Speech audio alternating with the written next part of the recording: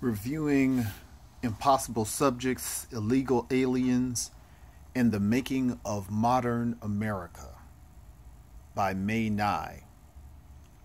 This is a national history, a legislative history, a cultural history, a political history, social history. Um,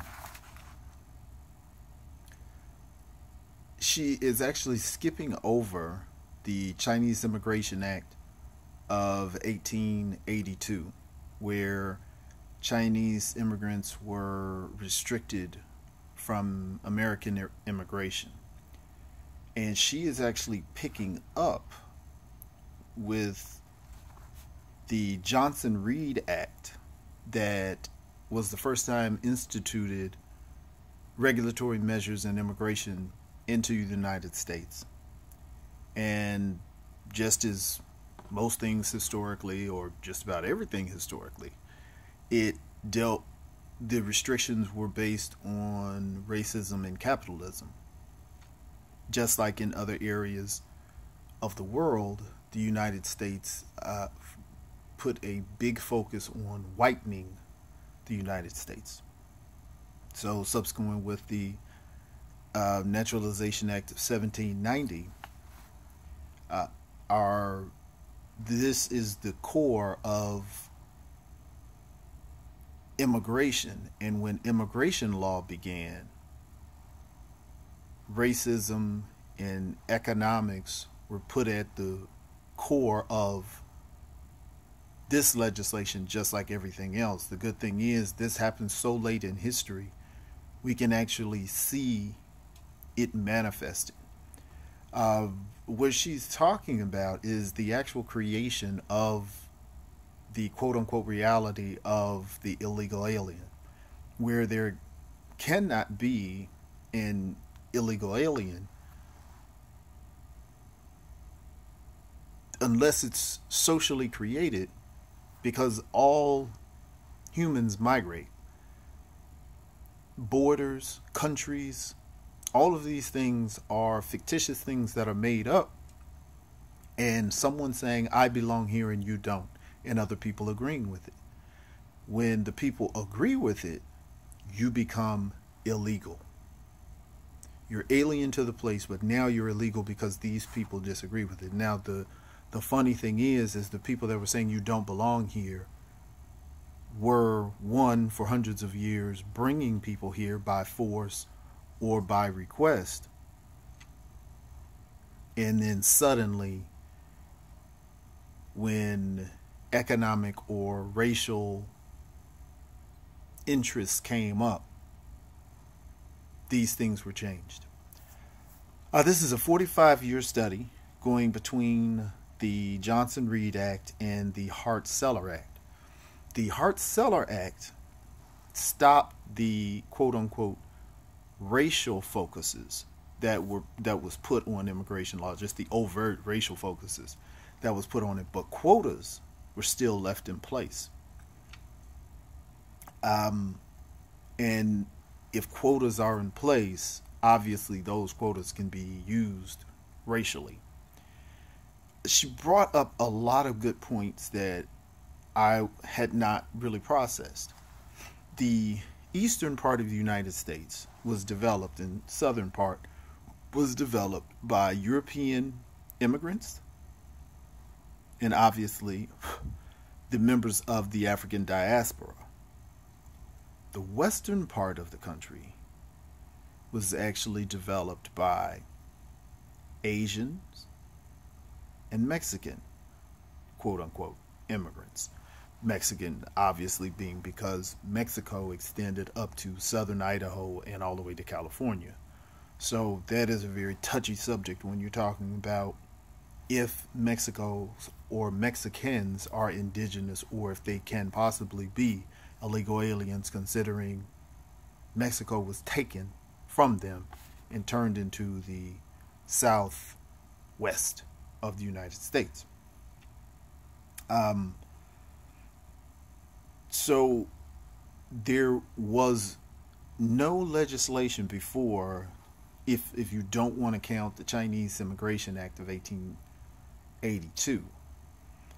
This is a modern history which exemplifies the entire immigration, immigrant, um, illegal alien, legal alien, or all of these terms are being created in modern history between 1800 and 1950.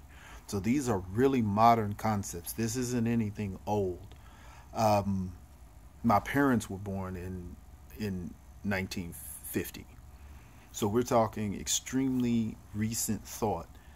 This is American identity politics. So when we get the core of what immigration conversation is, that should make a difference on how we communicate currently. There are a few arguments. The first argument being that the policies both curtailed and produced certain kinds of immigration. Both of the acts, the um, Johnson Reed and the Hart-Celler Act. It restrictive immigration policy simultaneously enacted a hierarchy of racial desirability. Quote unquote white or European immigrants were classified by what country they came from. Non-whites were classified by their race. So there were already being things codified to make sure that whiteness was the priority. Um,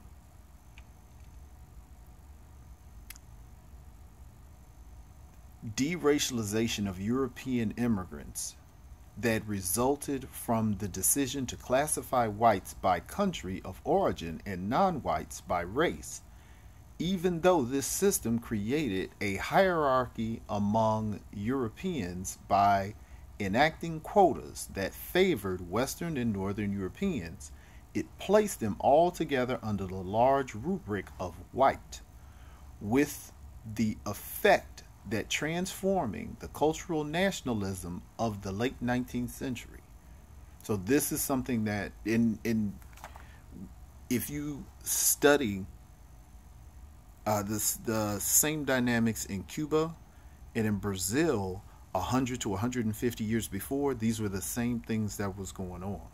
So it is not like these things were accidents. These things were thought out and had been done other places. So it was not the United States, just these things happened because of ideas that they had, and some were bad and some were good. They knew exactly what was going to happen, and they knew exactly what they were intending to do because they saw this work out somewhere else.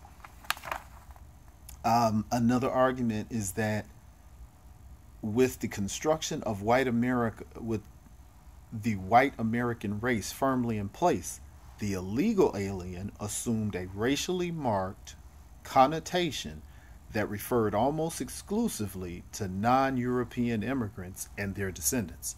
So it is almost guaranteed that any illegal alien will not be a white person or a person of European descent. So when we're talking about illegal aliens in the United States, even though many of them are from Canada, our mental picture and our picture in media is always going to be of a non-white person.